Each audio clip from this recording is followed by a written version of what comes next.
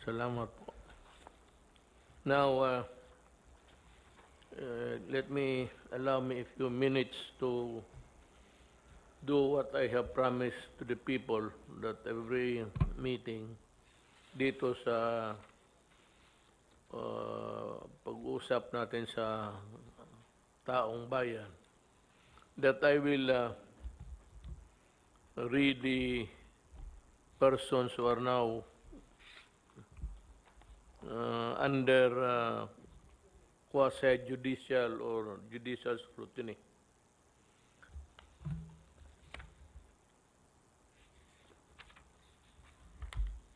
Sa Bureau of Customs,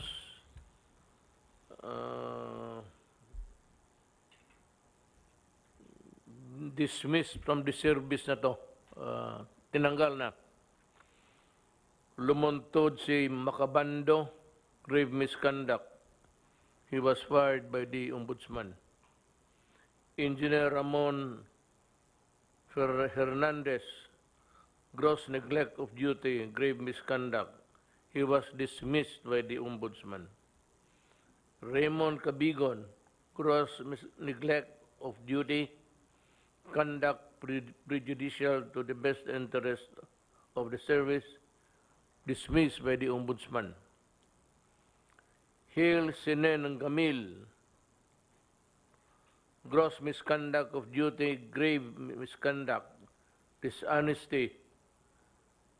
Pati kasali dito si Raymond Cabigon, to him, pareho sila, dismissed from the service. Vincent Butch Gambua, grave misconduct, dismissed by the Ombudsman.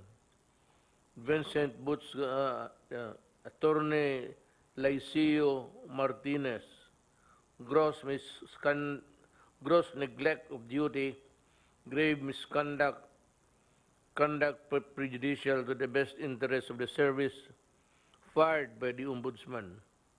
Filomeno Salazar, gross neglect of duty, grave misconduct, conduct prejudicial to the best interest of the service, dismissed by the Ombudsman. Vicente Torres, gross neglect of duty, grave misconduct, conduct prejudicial to the best interest of the service, dismissed by the Ombudsman. Meron na ho karami ang in addition yung nauna na nawala, naunahan sila. Ito ang sa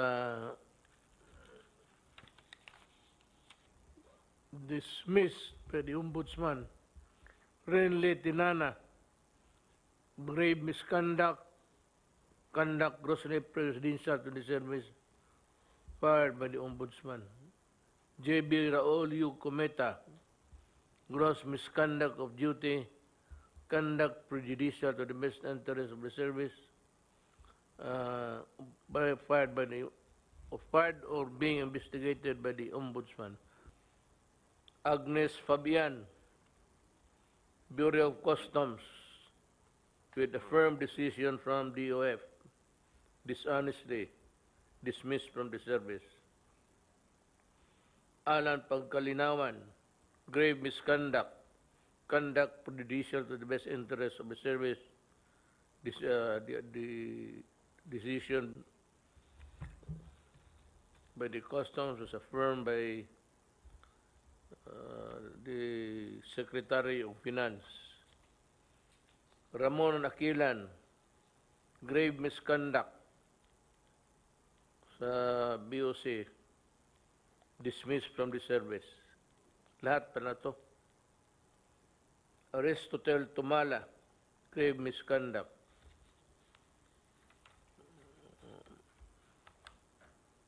Itong iba,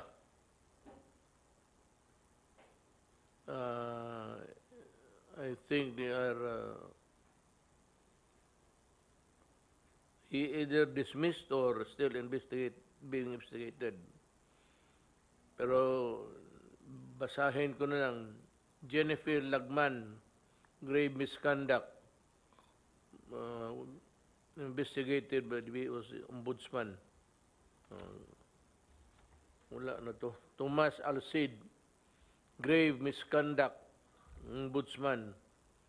Fahad Rashid Lukman, serious dishonesty, falsification of documents, pending ata ito sa Civil Service Commission or already dismissed. Suspended from service as penalty, Dante Baliva, grave misconduct, conduct prejudicial to the best interest of the service. Sa facing charges sa Bureau of Customs. Maria Rosario Acosta, neglect of duty, still with the adjudicating body sa Bureau of Customs.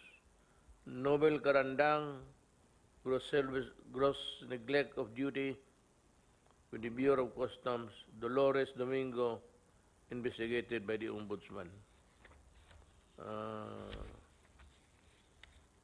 Wala naman siguro. As of today, ganon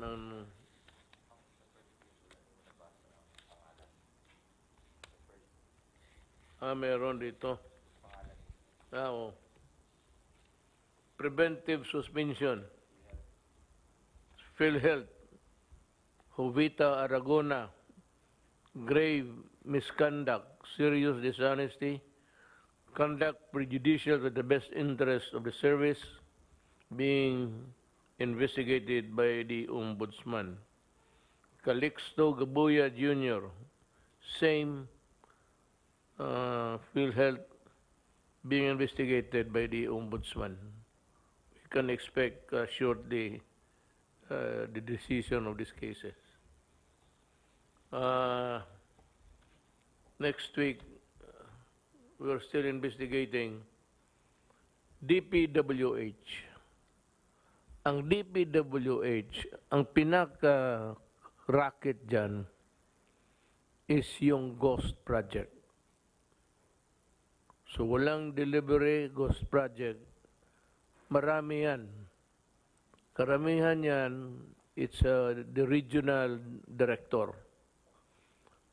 Ipapalabas nila na may project ito, but wala. So the best way is to conduct an audit of those projects to determine if they are ghost projects or not. And I think they are plenty. And I dare say that ang pinakamarami siguro matanggal would be from DPWH. I really intend to clean government. At least kung hindi ko kaya,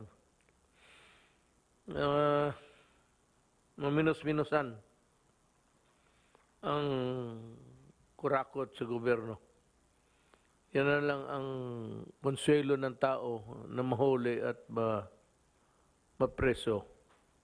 But most of this, yung misconduct, actually, that's the administrative term.